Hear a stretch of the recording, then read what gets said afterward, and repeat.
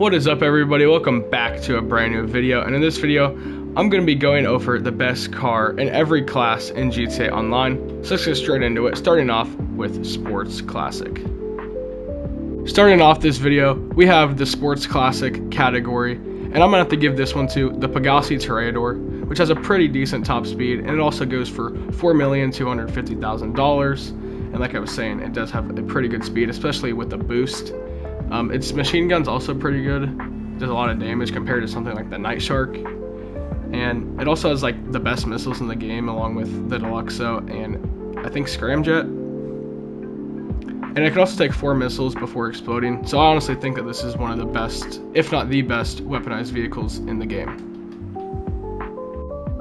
For the sports class, I'm going to have to give it to the Bravado Banshee GTS. This was another tough choice because I like a lot of cars in this class, such as like the Italia GTO and stuff like that. But ultimately ended up giving it to the Bravado Banshee GTS because it is the fastest car in the game at 172 miles per hour, and it does cost $1,989,000 and also another $1.9 million for the HSW upgrade. So in total, it costs $3.8 million. I will say I'm also not the biggest fan of this vehicle, especially when it comes to like the HSW aspect. I just like the Hikachi drag. I'm a big glazer of the Hikachi drag. So yeah. For the next vehicle class, I'm going to be talking about the super category. And for this one, I'm going to have to give it to the Pegassi Ignis weaponized version. And this is another very fun car to drive. And with HSW, it reaches 145 miles per hour, but the acceleration makes it feel much faster, and I'm sure you can see that in the gameplay as well. Now, what really hurts this car is that it does cost $4,500,000 and another $500,000 for the HSW, so $5 million in total. Now, I think that price does probably scares a lot of people away. But nonetheless, I do think this is a vehicle that everyone should own at least once. For the next category, we got the off-road class. And for this one, I'm going to have to give it to the Canis Terminus. And this is also one of my favorite vehicles in the game. So it was pretty easy choosing it for the off-road category. And it does reach top speeds of around 119 miles per hour and costs $1,877,500. In addition to all of that, it also has missile lock-on jammers, slick mines, and it also seats 4 people, and it also has armor plating, before I forget to mention that, which makes it just one of the best overall cars in the game. So I definitely recommend it to pretty much anyone. Up next, we have motorcycles, and this one is pretty easy for me. As I mentioned earlier, I'm a big fan of the Hikachi drag, and that's what I'm obviously going to give this one to.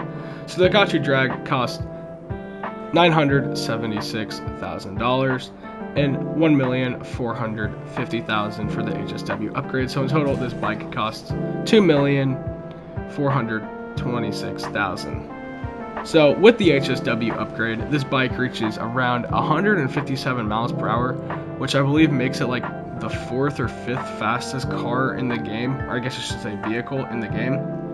And I would also like to mention that both of the oppressors count for this motorcycle, so that's a bike class, but I decided to give it to like an actual land bike instead of like the oppressor, which can just fly. So yeah, let's get into the next one.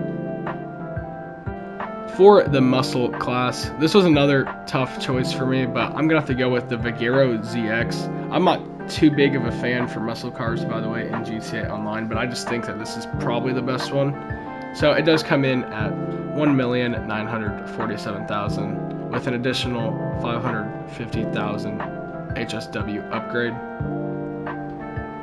And so in total, around $2.5 million with the HSW upgrade. And I do think that it's fairly easy to complete the HSW time trial with this because I believe this is the car that my friend uses for all the HSW time trials. I might be wrong though. So yeah, I don't really know too much about this car, to be completely honest, but yeah. For the next class, we have coupes, and for this one, I'm gonna have to give it to the Fathom FR36, and its price is $1,610,000, an additional $200,000 for the drift tuning. So obviously in total, it is $1.8 million. Now, I will say I do like the drift tuning on this car. At least I think I do, if I'm remembering the car correctly, because I sold the car a while ago. But I will say I'm also not the biggest fan of this car, but I do think the drift tuning is pretty good, and it does have some decent customization. Let's just get into the next one. For the SUV class, I also struggled with picking one for this as well, but it came down to the Pfister Astron Custom, Canis Castigator, and Karin Everon RS, which I'm not really sure how that counts as an SUV, but whatever. But for the sake of this video, I'm gonna have to go with the Canis Castigator, which goes for $1,650,000 and has a top speed of 126 miles per hour with no HSW, which is pretty fast. And it also has the fastest lap speed of all SUVs in the game. For the sedan class, I'm gonna have to give this one to the Dinka/Karin Chavis V6.